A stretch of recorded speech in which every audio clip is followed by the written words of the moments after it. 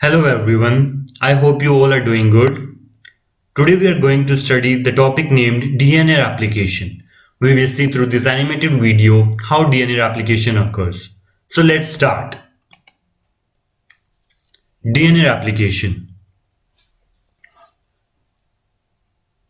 DNA is a molecule made up of two strands twisted around each other in a double helix shape. Each strand is made up of a sequence of four chemical bases represented by A, C, G and T. The two strands are complementary.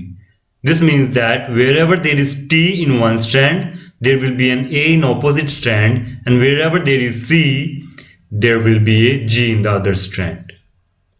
Each strand has a 5' end and a 3' end. The two strands run in opposite directions. This determines how each strand of DNA is replicated. The first step in DNA replication is to separate the two strands. This unzipping is done by an enzyme called helicase and results in the formation of a replication fork.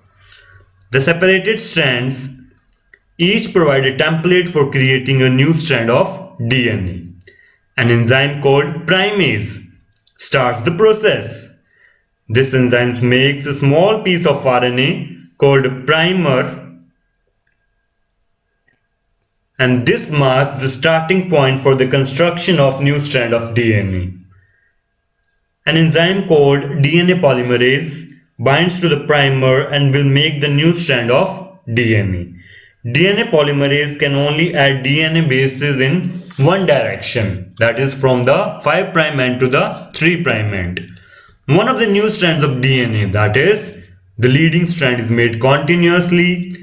The DNA polymerase adding bases one by one in the 5' to 3' direction. The other strand, the lagging strand, cannot be made in this continuous way because it runs in the opposite direction. The DNA polymerase can therefore only make this strand in a series of small chunks called Okazaki fragments. Each fragment is started with an RNA primer. DNA polymerase then adds a short row of DNA bases in the 5' to 3' direction.